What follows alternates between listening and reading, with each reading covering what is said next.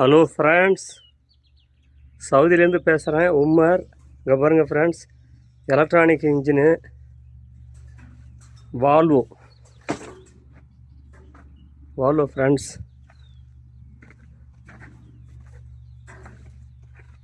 யாருக்கெல்லாம் electronics engine Volvo பிடிக்குமோ like பண்ணுங்கள் ஃப்ரெண்ட்ஸ், ஷேர் பண்ணுங்கள். இங்கே பாருங்கள் ஃப்ரெண்ட்ஸ், இதுதான் போரு. இங்கே பாருங்கள், இப்படி கீரு இப்படி இருக்கும்.